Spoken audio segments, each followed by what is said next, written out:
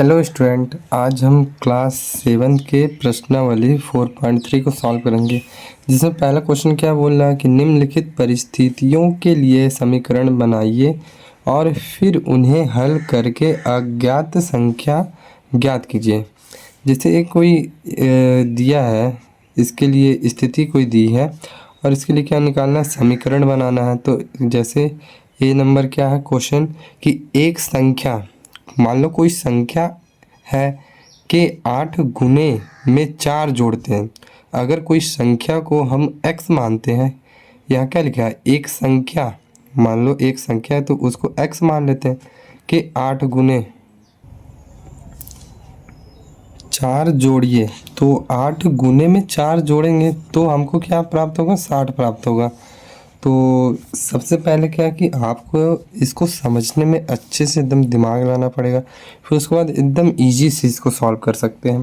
तो चलिए इसका पहले क्या बनाते हैं, एक समीकरण। तो चलिए बनाते हैं समीकरण। सबसे पहले क्या करते हैं, क्वेश्चन में जो बोला है कि माना कोई संख्या x है।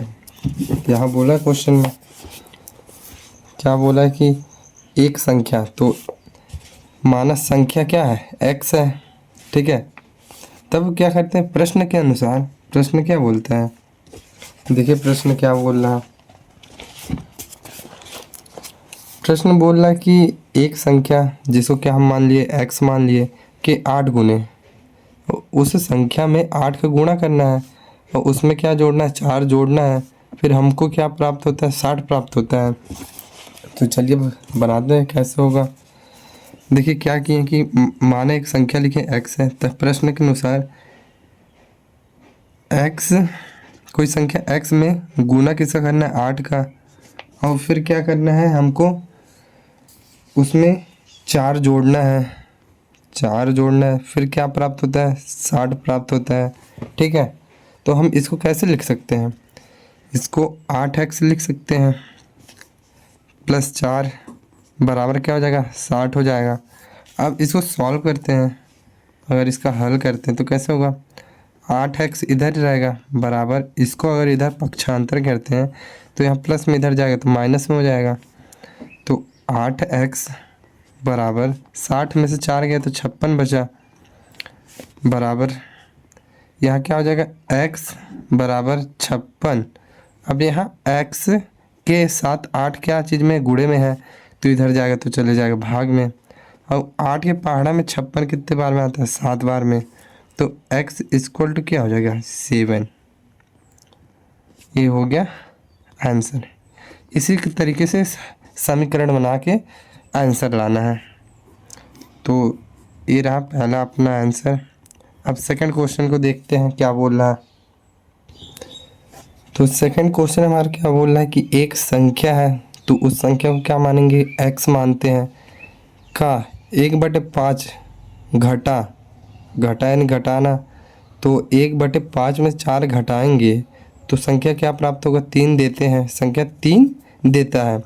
तो यहाँ इस संख्या को, यहाँ एक संख्या क्या है मान लेते हैं, ये x है, ये क्या है 1/5, तो 1/5 घटा, तो एक घटा जो लिखा है तो इसका मतलब 1/5 का यानी गुणा होता है, तो इसके साथ एक गुणा में लग गया, और घटा यानी घटाना की चिन्ह, यहाँ क्या हो जाएगा 4 बराबर हमें को क्या प्राप्त होता है, 3, तो यहाँ 3 लिख देंगे। तो इस तरीके से समीकरण बन गया। तो चलिए इसको सॉल्व करते हैं कैसे होगा। हम क्वेश्चन को किस प्रकार से लिखेंगे, माना संख्या x है, तो प्रश्नानुसार क्या बोल रहा है कि कोई संख्या x है, इसका 1/5 गुना, जिसमें क्या करना है कि कितना घट रहा, 3, 4 इसमें से घट रहा, तो बराबर हमें क्या प्राप्त होता है, 3 प्राप्त होता है। इस तरीके से क्वेश्चन बोल रहा। तो इसको अब सॉल्व करते हैं। अगर इसमें इसका इंटू करेंगे तो क्या हो जाएगा, 1x बटे क्या हो जाएगा, 5 हो जाएगा, -4 बराबर 3। इसको कैसे लिख सकते हैं, x/5 लिख सकते हैं, -4 बराबर 3। तो x/5 बराबर 3, यहाँ प्लस में इधर जाएगा तो क्या हो जाएगा, यहाँ माइनस में इधर जाएगा तो प्लस में हो जाएगा, तो यहाँ क्या हो जाएगा +4। तो x/5 बराबर 3 4 कितना होता है 7। अब कैसे होगा, यहाँ देखिए ए क्या चीज़ में, यहाँ ए इसके बटे में है यानी भाग में है, इधर जाएगा तो हो जाएगा गुणा में। तो 7 गुणे कितना हो जाएगा 5। तो x बराबर कितना हो जाएगा 35, इसका आंसर हो जाएगा। अब इसी तरीके से क्वेश्चन नंबर 3 को सॉल्व करते हैं।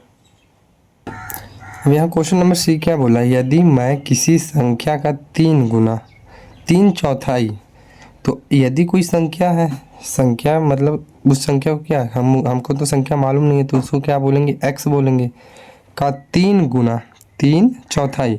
तो उस संख्या का अगर 3 चौथाई लेकर, अगर किसी संख्या का हम 3 चौथाई लेते हैं, अगर कोई संख्या x है उसका 3 चौथाई लेते हैं, यहाँ का यानी क्या हो जाएगा गुणा, अगर 3 चौथाई मतलब 3/4 हो जाएगा, लेकर उसमें 3 जोड़ेंगे, प्लस क्या करेंगे 3 जोड़ते हैं, जोड़ तो मुझे क्या प्राप्त है 21 प्राप्त होता है। तो इस प्रकार से 21 लिखेंगे बराबर करके 21। अब क्या करना है, इसी को हमको सॉल्व करना है। तो इस प्रकार से क्या हुआ, समीकरण बन गया। अब इसी को सॉल्व करते हैं, तो चलिए देखते हैं कैसे सॉल्व होगा।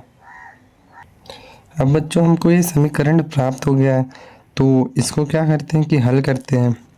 तो यहाँ क्या हो जाएगा 3x/4, x के इसके साथ क्या हुआ गुणा हो गया, प्लस 3 = 21 हो जाएगा।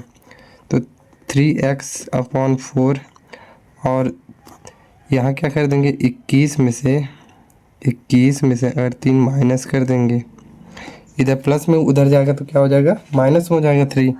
तो 3x/4 बराबर क्या हो जाएगा 21 में से 3 गए तो 18 हो जाएगा। अब यहाँ क्या होगा, यहाँ आंसर में, तो इसको भी आंसर में बनाकर क्या करते हैं तिरक गुणा कर लेते हैं। तो 3x का 1 के साथ होगा तो 3x हो जाएगा, बराबर यहाँ 18 का 4 के साथ गुणा होगा तो क्या हो जाएगा 72 हो जाएगा। तो 72 लिखते हैं। अब क्या होगा, यहाँ x बराबर 72, यहाँ 3 है तो बटे में चले जाएगा, क्योंकि यहाँ इंटू में इधर आएगा तो बटे में हो जाएगा। ये 3 है बच्चों, इधर आएगा तो बटे में हो जाएगा। तो अगर हम इसको सॉल्व करते हैं तो कैसे होगा, x बराबर 72/3। तो इसको काटते हैं तो 3 दूनी 6 और 1 यहाँ गया, 3 चौको 12। तो x बराबर क्या हो गया 24, इसका आंसर हो जाएगा। जैसे आपकी बुक में क्या दिया कि माना संख्या क्या माना है, वहाँ x में माना हो तो वहाँ क्या बोला है y माना है, किसी में m माना है आपके बुक में, तो मैं क्या करता हूँ कि x ही लेकर चलता हूँ। आपके बुक में x भी मान सकते हैं, y भी, z भी, मतलब चर कुछ भी मान सकते हैं ABCD में पूरे A से Z तक। तो मैं क्या मान रहा हूँ, सिर्फ x मानता हूँ। ठीक है, चलिए अगला क्वेश्चन सॉल्व करते हैं। तो बच्चों हमारा क्वेश्चन नंबर D क्या बोल रहा है कि जब मैंने किसी संख्या के 2 गुने, मान लो कोई संख्या है, अगर कोई संख्या तो उसका 2 गुना करना है, में से 11 को घटाया।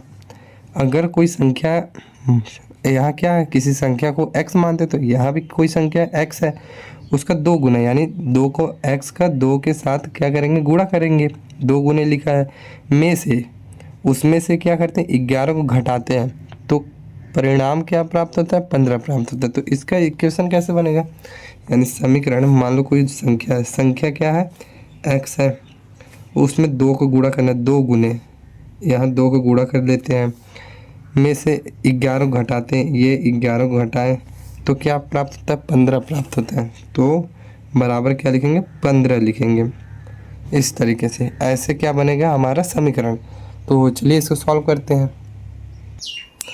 तो बच्चों मानते हैं माना संख्या x है, तब प्रश्न अनुसार क्या लिख सकते हैं, क्या इक्वेशन अभी बनाए थे कि अगर x में कोई संख्या का 2 गुना होता है और उसमें से क्या करते हैं 11 को घटाते हैं, तो हमें संख्या क्या प्राप्त होती है 21 प्राप्त होता है। तो इसी को हमको क्या करना है सॉल्व करना है। अगर x का 2 के साथ गुणा होगा तो 2x हो जाएगा, -11 बराबर 21 हो जाएगा।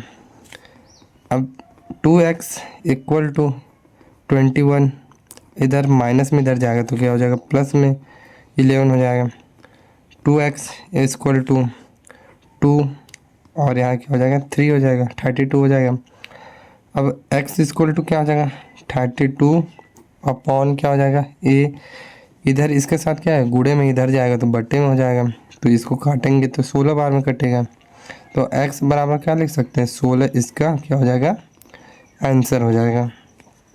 अब इसी प्रकार क्वेश्चन नंबर ई को देखते हैं, ई क्या बोल रहा। यहाँ ई में क्या लिखा है कि मुन्ना ने 50 में से अपनी अभ्यास पुस्तिकाओं की संख्या के 3 गुने को घटाया। कोई संख्या है 50 में से, मुन्ना ने 50 में से अपनी अभ्यास पुस्तिकाओं की संख्या है, ये संख्या के 3 गुने, कोई संख्या क्या है x है, उसके 3 गुने में से घटाया, उस संख्या के 3 गुने में से घटाया तो उससे प्राप्त होता है 8 प्राप्त होता है। तो इसका इक्वेशन कैसे बनेगा, कोई संख्या 50 है तो 50 लिखते हैं, में से कितने x, यहाँ क्या है संख्या के 3 गुने, तो यहाँ संख्या तो हमें नहीं मालूम है, तो उसमें से क्या लिखते हैं कि x माइनस एक्स इंटू 3, कोई संख्या x में से 3 गुना करके उसमें से कितना घटा रहा है, तो हमें क्या प्राप्त होता है 8 प्राप्त होता है। तो इसी को हमको क्या करना है ज्ञात करना है, ये अपना समीकरण बन गया। तो इसी को सॉल्व करते हैं अब, तो चलिए देखते हैं। तो बच्चों हमारा समीकरण क्या बना था, ए बना था। इसको इस प्रकार से लिखेंगे कि मानक संख्या x है, तब प्रश्नानुसार क्या समीकरण ये बना था, अब जैसा कि देखे थे बुक में। तो अब इसको क्या करते हैं सॉल्व करते हैं, 50 माइनस यहाँ x के साथ 3 के गुणा होगा तो 3x हो जाएगा बराबर 8 हो जाएगा। अब क्या करते हैं कि इसको के -3x को इधर ही रखते हैं इक्वल टू 8, और फिर क्या करेंगे कि इधर जो 50 है प्लस में इधर जाएगा तो माइनस में 50 हो जाएगा, फिर -3x इक्वल टू, अब -50 यहाँ है और यहाँ 8 है तो ये क्या होगा आपस में क्या हो जाएगा घट जाएगा, तो क्या आएगा -42 आ जाएगा। अब यहाँ इधर भी माइनस है और इधर भी माइनस, तो माइनस माइनस कैंसिल हो जाएगा, तो क्या बचेगा 3x इक्वल टू 42। तो x के साथ यहाँ 3 क्या चीज़ में गुणा में है, तो इधर जाएगा तो क्या हो जाएगा भाग में हो जाएगा। तो अब इसको काटेंगे तो 3 एकम 3 और 1 यहाँ चले जाएगा, 3 चौको 12 हो जाएगा, तो x इक्वल टू कितना हो जाएगा 14, इसका क्या हो जाएगा आंसर। अब इसी प्रकार क्वेश्चन नंबर कितने को f को सॉल्व करते हैं। अब f को देखेंगे तो क्या लिखा है, इबेन हल एक संख्या सोचता है, तो वो संख्या क्या है, अगर कोई संख्या सोचें तो उसको क्या मानते हैं x मानते हैं, माना कोई संख्या x है, वह उसमें 19 जोड़ता है, तो हम उसमें क्या करते हैं 19 को जोड़ देते हैं, ये 19 यहाँ जोड़ दिए, यहाँ 19 जोड़ दिए, फिर क्या बोल रहा है जोड़कर योग को 5 से भाग करते हैं। तो ये संख्या जितनी इसमें जोड़ी है x में 19 संख्या जोड़ी, तो इसमें पूरे में क्या करता है 5 से भाग देता है, फिर क्या उससे 8 प्राप्त होते हैं, तो बराबर क्या प्राप्त होता है 8 प्राप्त होता है। तो अब इसी को इक्वेशन मतलब इसी समीकरण को सॉल्व करना है, तो चलिए सॉल्व करते हैं, बहुत ईजी है। तो हमको कैसे लिखना है, इस प्रकार से लिखना है कि मानक संख्या x है, तब प्रश्नानुसार क्या लिख सकते हैं कि x में 19 जोड़कर और पूरे को क्या करते हैं 5 से भाग देते हैं, तो हमको 8 प्राप्त होता है। तो इसको हम क्या करते हैं तिर्यक गुणा कर लेते हैं, तो तिर्यक गुणा करेंगे तो इसका x प्लस 9 का अगर 1 से गुणा करते हैं, कैसे x प्लस 9 का इसका गुणा हम 1 से करेंगे तो इतना ही प्राप्त होगा, और 8 गुणते क्या लिखेंगे 5 लिखेंगे, तो 1 का गुणा और इनसे करेंगे तो यही प्राप्त होगा, x प्लस 19 बराबर 8 पंचे क्या हो जाएगा 40 हो जाएगा। अब x बराबर क्या लिखेंगे 40 माइनस ये 19 है, तो यहाँ प्लस में 19 इधर जाएगा तो माइनस में हो जाएगा। तो कैसे लिख सकते हैं कि x बराबर अगर 40 में से 19 चला गया तो कितना बचेगा, इतना बचेगा, तो ये क्या हो गया आंसर हो जाएगा इसका 21 आंसर। अब जी नंबर को देखते हैं, जी कैसे सॉल्व होगा। यहाँ देखो बच्चों कि जी नंबर क्वेश्चन क्या बोला, अनवर एक संख्या सोचता है, यदि वह संख्या क्या है, संख्या के 5/2 में से 7 निकाल देने दे तो परिणाम 23 प्राप्त होता है। यदि वह संख्या क्या है, एक्स है, एक्स सोचता है, यदि वह संख्या के 5/2 में से, तो अगर कोई संख्या तो उसमें से 5/2 यानी ये गुणा में हो जाएगा, में से 7 निकालते तो निकालना मतलब क्या होगा, माइनस। अगर किसी संख्या में से कुछ संख्या निकालते हैं तो उसमें से माइनस करते हैं, तो हमें क्या प्राप्त होता है, परिणाम 23 प्राप्त होता है। तो ये अपना क्या बन गया, समीकरण बन गया। अब इसको क्या करते हैं, हल करते हैं। तो चलिए सॉल्व करते हैं बच्चों। तो बच्चों यहाँ देखिए कि माना संख्या x है, तो प्रश्न अनुसार क्या लिख सकते हैं कि x इंटू 5/2, समीकरण ऐसे ही बनाए थे, -7 बराबर 23। तो इस 5/2 x के साथ गुणे में, तो इसको क्या लिख सकते हैं, 5x/2 -7 बराबर 23 लिख सकते हैं। तो 5x/2 बराबर 23, और यहाँ क्या है, a माइनस में इधर जाएगा तो प्लस में हो जाएगा, +7। तो 5x/2 बराबर ये क्या हो जाएगा, जुड़ जाएगा तो 30 हो जाएगा। अब यहाँ क्या करते हैं, तिर्यक गुणा कर देते हैं, नीचे का गुणा इससे होगा और ऊपर गुणा इससे होगा। तो अगर एक का गुणा 5x होगा तो 5x होगा, और 30 का गुणा 2 से हो जाएगा तो 60 हो जाएगा। तो x बराबर क्या हो जाएगा, 60/5, क्योंकि यहाँ गुणे में है, इधर जाएगा तो बटे में हो जाएगा। तो अगर ये कटेगा तो क्या हो जाएगा, 5 एकम 5, एक यहाँ गया तो 5 दूनी कितना हो जाएगा, 10। तो x बराबर कितना हो जाएगा, 12। इसका क्या हो जाएगा आंसर।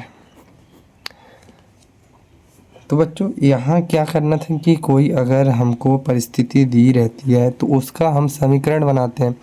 आप अगर ध्यान से किसी परिस्थिति को पढ़ते हैं तो समीकरण बनाने में कोई दिक्कत नहीं होगा, इसी तरीके से एकदम इजी तरीके से समीकरण बन जाएगा। तो चलिए अब आगे सॉल्व करते हैं कि कैसे होगा।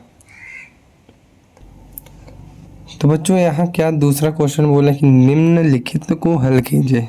ए नंबर इसका क्या है, अध्यापिका बताती है कि उसकी कक्षा में एक विद्यार्थी द्वारा प्राप्त किए गए अधिकतम अंक प्राप्त किए गए न्यूनतम अंक का 2 गुना है। तो क्या लिखेंगे कि न्यूनतम, आप अगर ध्यान से देखेंगे तो दोबारा पढ़ते हैं, अध्यापिका बताती है कि उसकी कक्षा में एक विद्यार्थी द्वारा प्राप्त किए गए अधिकतम अंक प्राप्त किए गए न्यूनतम अंक का 2 गुना जमा 7 है। तो उस 2 गुने, तो इसको कैसे लिखेंगे, माना न्यूनतम अंक x है। अगर न्यूनतम अंक x है, इस न्यूनतम अंक को x मानते हैं, ठीक है। इसका अगर गुणा 2 गुना जमा 7, तो इसका 2 गुना करते हैं, जमा 7 करते हैं, फिर उसके बाद प्राप्त किए गए अधिकतम अंक 87 हैं। तो प्राप्त किए गए अधिकतम अंक को 87 लिखते हैं, फिर उसके बाद तो प्राप्त किए गए न्यूनतम अंक क्या है, तो हमको क्या बताना है, न्यूनतम अंक बताना है। तो चलिए इसको सॉल्व करते हैं। ये हम अपना इक्वेशन बन गया है, तो इस इक्वेशन को सॉल्व करेंगे तो हमारा क्या होगा कि न्यूनतम अंक जितना होगा उतना प्राप्त हो जाएगा।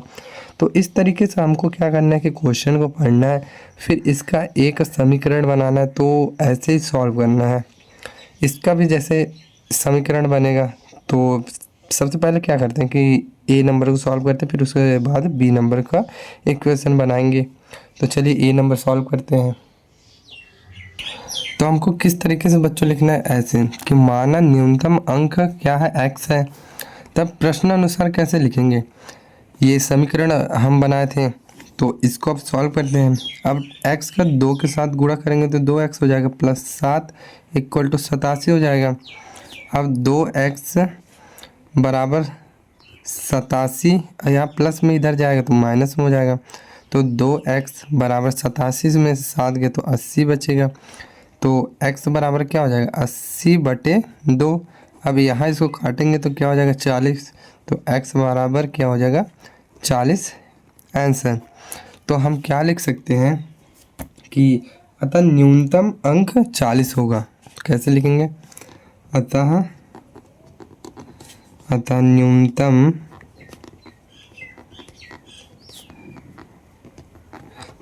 अंक 40 होगा। तो इस प्रकार से इसको सॉल्व करेंगे। अब सेकंड नंबर बी नंबर देखते हैं कि बी नंबर क्या बोल रहा है। तो बच्चों बी नंबर क्वेश्चन क्या बोल रहा है कि किसी समद्विबाहु त्रिभुज में आधार कोण बराबर है। आधार कोण बराबर है। समद्विबाहु त्रिभुज में दो भुजा बराबर होती हैं। तो शीर्ष कोण 40 है। शीर्ष कोण 40 है। इस त्रिभुज के आधार कोण क्या है? यदि याद कीजिए कि त्रिभुज की तीनों भुजाओं का योग क्या होता है 180 होता है। यहाँ क्या लिखा है कोण लिखा है। कोण का योग 180 होता है, वो तो हमें मालूम है। तो समद्विबाहु त्रिभुज के आधार कोण बराबर है। तो इसके दो कोण क्या है एक जैसे हैं और शीर्ष के कोण क्या है 40 डिग्री है। तो इस त्रिभुज के आधार कोण ज्ञात करना है। तो चलिए सॉल्व करते हैं। तो बच्चों हम क्या लिखेंगे? लिखते हैं बी नंबर। क्या लिखेंगे? माना त्रिभुज का प्रत्येक आधार कोण क्या है? आधार कोण बी है बराबर बी। तो दिया क्या है? दिया है लिख सकते हैं ए बराबर क्या है 40 डिग्री है। और इसमें क्या होता है समद्विबाहु त्रिभुज में 3 कोण होगा। किसी भी त्रिभुज में 3 कोण होता है। तो बी सी के बराबर है और सी बी के बराबर है। तो हम बी को सी लिख सकते हैं और सी को बी भी लिख सकते हैं। तो किस प्रकार लिखते हैं देखिए क्या लिखेंगे। हम जानते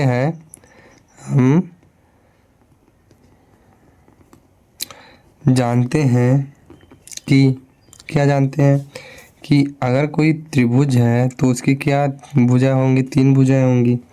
तो उसका कोण कितने अंश के बराबर होता है? तीनों भुजाओं का योग, तीनों कोणों का योग 180 अंश के बराबर होता है। अगर कोई त्रिभुज है, इस प्रकार का त्रिभुज बनता है समद्विबाहु त्रिभुज। अगर कोई ए है, बी है और सी है तो इन तीनों कोणों का योगफल कितना होगा 180 डिग्री होता है। तो यहाँ ए प्लस अब बी बराबर सी है। तो बी के जगह में सी भी लिख सकते हैं और सी के जगह बी भी लिख सकते हैं। तो सी के जगह क्या लिख देते हैं? बी लिख देते हैं। तो बराबर 180 अंश, क्योंकि तीनों भुजाओं का कोण 180 अंश है। तो ए बराबर क्या है 40 अंश है। तो यहाँ 40 अंश लिखते हैं। और यहाँ बी प्लस बी क्या हो जाएगा 2b हो जाएगा बराबर 180 अंश। तो 2b बराबर 180 अंश माइनस 40 अंश हो जाएगा, क्योंकि ये प्लस में इधर आएगा तो माइनस में हो जाएगा।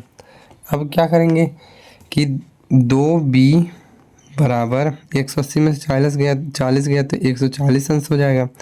b बराबर 140 अंश बटे 2 हो जाएगा। अब इसको काटेंगे तो कितने बार में कटेगा 70 बार में, 70 अंश हो जाएगा। तो b बराबर क्या लिख सकते हैं 70 अंश। तो ये क्या हो गया अपना आंसर हो गया। तो इसको और लिख सकते हैं कैसे? अतः आधार के प्रत्येक कोण का मान 70 अंश होगा। क्या लिख सकते हैं? अतः आधार के प्रत्येक कोण का मान 40 अंश होगा। कोण का मान 40 अंश होगा। ये हो गया अपना बी नंबर। अब सी नंबर को देखते हैं कि सी कैसे सॉल्व होगा। तो बच्चों अपना सी नंबर यहाँ क्या बोल रहा है कि सचिन द्वारा बनाए गए रनों की संख्या, सचिन अगर कोई रन बनाता है तो उसकी राहुल द्वारा बनाए गए रनों की संख्या का 2 गुना है। तो राहुल, तो क्या लिखेंगे, माना राहुल द्वारा बनाए गए कुल अंक क्या है, x है। अगर हम लिखेंगे कि राहुल द्वारा बनाए गए कुल रन x है, तब सचिन द्वारा बनाए गए द्वारा अंक क्या होगा, 2x है, क्योंकि सचिन द्वारा बनाए गए अंक रनों की संख्या 2 गुना है। तो उन दोनों द्वारा मिलाकर बनाए गए कुल रन एक दोहरे शतक, मतलब एक शतक में 100 रन होता है, तो दोहरे शतक यानी 200 रन। शतक से 2 रन कम है, तो 200 में अगर 2 माइनस कर देते हैं तो 198 बचता है। तो प्रत्येक ने कितने रन बनाए थे, तो यहाँ सचिन के भी रन पूछ रहा है और राहुल के भी रन पूछ रहा है। तो चलिए इसका हम पहले समीकरण बनाते हैं, फिर उसके बाद इसको क्या करेंगे, सॉल्व करेंगे। तो बच्चों हम पहले क्या लिखते हैं कि राहुल द्वारा बनाया गया कुल रनों की संख्या x है। तो लिखते हैं राहुल द्वारा, क्या करते हैं, माना, पहले माना लिखना पड़ेगा क्योंकि x मानते हैं। माना राहुल द्वारा बनाए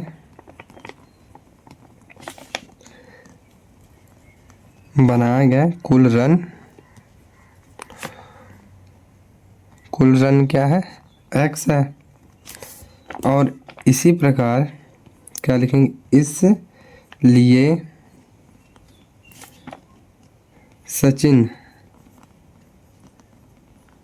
द्वारा बनाए गए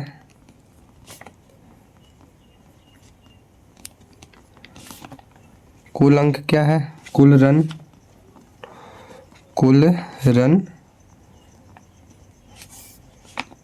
2x हो जाएंगे। तो हम किस प्रकार से इन दोनों का क्या करना है, यहाँ देखिए, यहाँ कि दोनों द्वारा मिलाकर बनाए गए कुल रन एक दोहरे शतक से 2 रन कम है। तो क्या करेंगे कि इस x को और इस 2x को प्लस करते हैं, x प्लस 2x, क्यों दोनों को मिलाकर दोहरे शतक यानी 200 से -2 करना है, दोहरे शतक से 2 कम है। तो 2x और 2x को प्लस करेंगे तो 3x हो जाएगा। अगर 200 में 2 माइनस करते हैं तो 198 बचेगा। x बराबर क्या हो जाएगा, 198/3। अगर हम इसको काटते हैं तो कैसे कटेगा कि 3 छंग 18 हो जाएगा, एक यहाँ चला गया, 3 छंग 18, तो x बराबर क्या होगा, 66 होगा। तो x बराबर 66 प्राप्त होता है। तो हम क्या लिख सकते हैं कि राहुल द्वारा बनाए गए रन, क्या लिखेंगे, राहुल द्वारा बनाए गए रन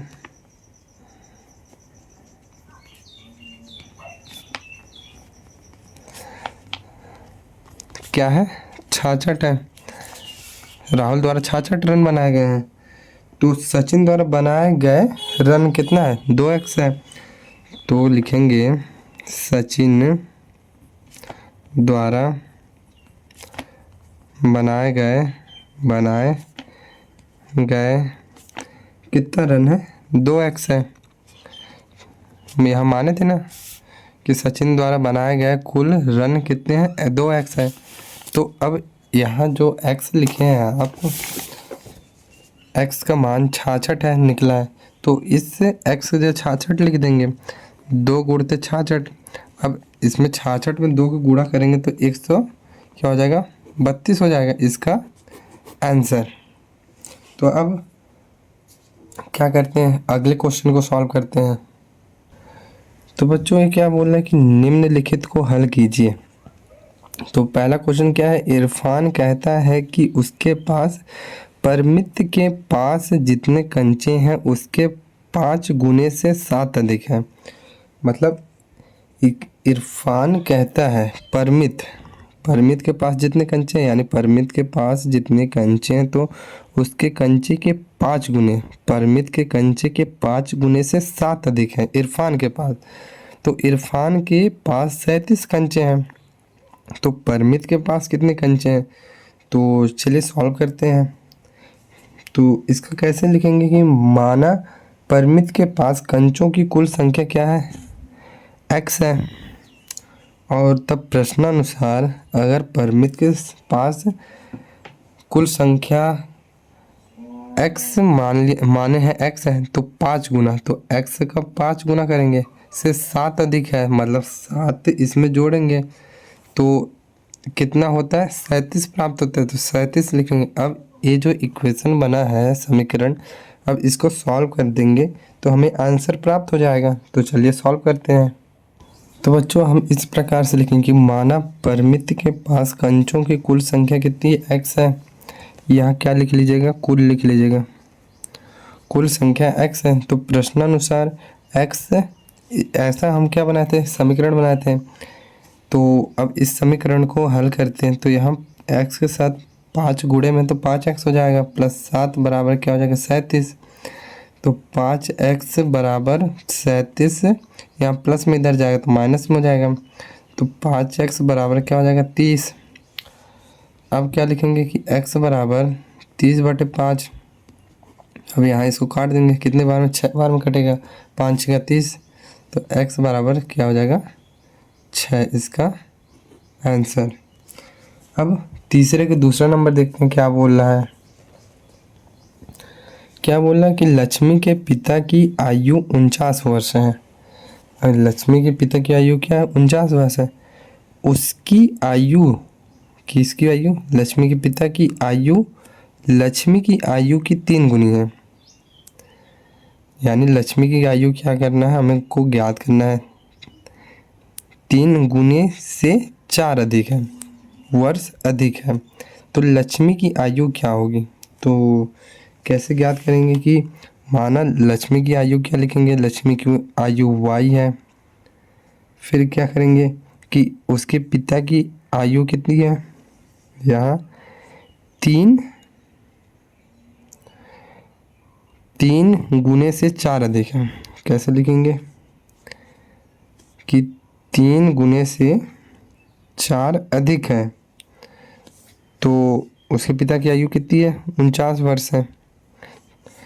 तो कैसे लिखेंगे कि माना लक्ष्मी की आयु क्या है, y वर्ष है, ठीक है। फिर उसके बाद क्या लिखेंगे कि उसके पिता की आयु, उसकी आयु की 3 गुनी, यानी y के साथ 3 गुना करना है, और प्लस 4 अधिक है, 4 अधिक वर्ष है, तो लक्ष्मी की आयु क्या होगी, तो बराबर क्या लिख देंगे, उसके पिता की आयु। तो इस समीकरण को अगर हल करेंगे तो हमको क्या मिलेगी, लक्ष्मी की आयु। तो चलिए सॉल्व करते हैं। तो बच्चों हमको कैसे लिखना पड़ेगा, इस प्रकार से कि माना लक्ष्मी की आयु कितनी है, y वर्ष है, इसलिए उसके पिता की आयु क्या है, 3y + 4 वर्ष है।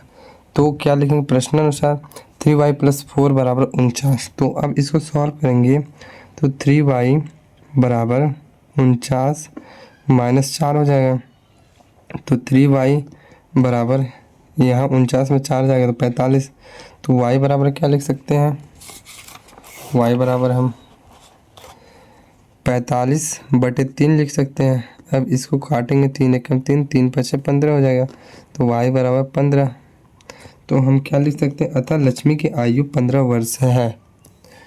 अतः यहाँ लिख देता हूँ, अतः लक्ष्मी की आयु 15 वर्ष है। अब क्वेश्चन नंबर 3 को देखते हैं, 3 क्या बोल रहा है। यहाँ बच्चों क्या बोल रहा है, प्रश्न कि सुंदर ग्राम के निवासियों ने अपने गांव के एक बाग में कुछ पेड़ लगाए। मतलब वो पेड़ x हो सकते हैं। तो इनमें से कुछ पेड़ फलों के पेड़ थे, तो उन पेड़ों की संख्या क्या है, x है, x मान लेते हैं। कुछ पेड़ फलों के पेड़ की संख्या क्या है, x है, जो फलों के नहीं थे। फलों वाले पेड़ों की संख्या के 3 गुने से 2 अधिक थी। यदि इसे पेड़ों की संख्या जो फलों के नहीं थे तो 77 हैं। तो लगाए गए फलों के पेड़ों की संख्या क्या है? तो चलिए इसको बहुत ईजी है तो इसको सॉल्व करते हैं। क्या लिखेंगे कि माना फलों वाले पेड़ों की संख्या x है, उन पेड़ों की संख्या जो फल नहीं देते। तो फल नहीं देते तो यहाँ क्या बोला है? 3 फलों वाले पेड़ों की संख्या के 3 गुने। तो इस फलों वाले संख्या के 3 गुने से 2 अधिक। तो कैसे लिखेंगे? माना कोई अगर संख्या है x है, फल जो देते हैं पेड़, तो x लिखते हैं। उन पेड़ों की संख्या जो फल नहीं देते हैं, तो कैसे लिख सकते हैं कि 3x + 2 मतलब 3 गुने इसके साथ x के साथ 3 गुने अब +2 अधिक है तो बराबर कितने पेड़ हैं? 77 पेड़ है। ये हमारा क्या हो गया? समीकरण तैयार हो गया। तो लगाए गए पेड़ों की संख्या क्या होगी? तो इसको सॉल्व कर देंगे तो आंसर प्राप्त हो जाएगा। तो बच्चों इसको किस प्रकार से लिखना है कि माना फलों वाले पेड़ों की संख्या x है, उन पेड़ों की संख्या जो फल नहीं देते हैं तो 3x + 2। तो अपना क्या बना था? ये समीकरण बना था। तो इसको सॉल्व करते हैं तो 3x बराबर 77 माइनस क्या हो जाएगा? 2, क्योंकि ये प्लस में इधर जाएगा तो माइनस में। तो 3x बराबर क्या हो जाएगा? यहाँ हो जाएगा 75। तो x बराबर क्या हो जाएगा? 75/3। अगर इसको काटेंगे 3 दूनी 6, एक यहाँ गया, 3 × 5 = 15। तो x बराबर क्या हो जाएगा? 25। तो क्या लिख सकते हैं? अतः फलों वाले पेड़ों की संख्या 25 है। अतः फलों वाले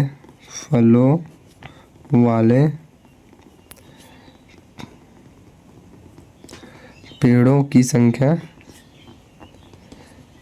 की यहाँ क्या लिख लीजिएगा? संख्या 25 है। इस प्रकार लिख सकते हैं। अब लास्ट क्वेश्चन क्या बोल रहा बच्चों? ये क्वेश्चन क्या बोलना चाहता है कि निम्नलिखित पहेली को हल कीजिए। यहाँ कोई पहेली है तो उसको हल करना है।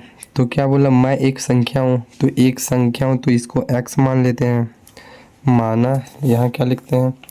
कोई संख्या x है, मेरी पहचान बताओ। तो इसकी पहचान बताना है। मुझे 7 बार लो। 7 बार लेंगे तो इसमें 7 बार मतलब 7 बार लेंगे तो इसमें x के साथ 7 को गुणा कर देंगे। और एक 50 जोड़ो, तो इसमें हम 50 जोड़ते हैं। फिर क्या बोलते हैं कि एक तिहरे शतक मतलब एक शतक में 100 होता है, 3 शतक में 300 हो जाएगा। तक पहुँचने के लिए आपको अभी भी 40 चाहिए। अगर तिहरे शतक, यहाँ हम तिहरे शतक तक पहुँचते हैं तो इसमें अभी भी हमको क्या करना है कि 40 जोड़ना होगा, तब हम इस तिहरे शतक तक पहुँचेंगे। तो अपना ये समीकरण बन गया। तो अब इसको क्या करेंगे? सॉल्व करेंगे। तो चलिए देखते हैं।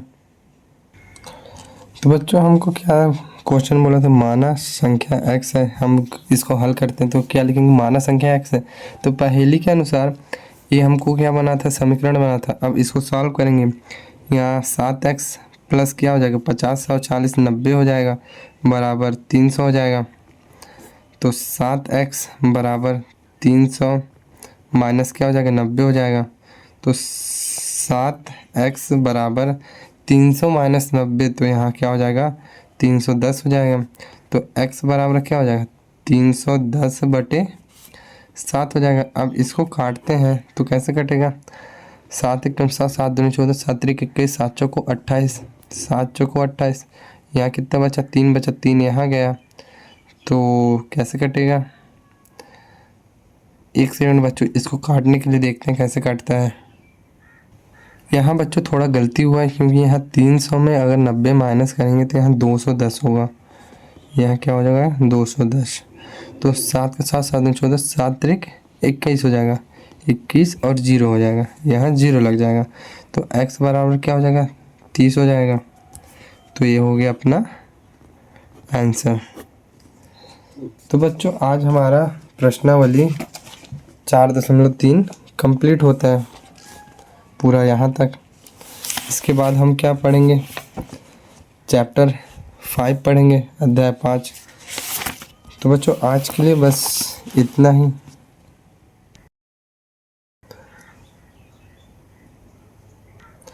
तो बच्चों आज के लिए बस इतना ही। अगर वीडियो पसंद है तो वीडियो को लाइक एंड चैनल को सब्सक्राइब करें। Thank you.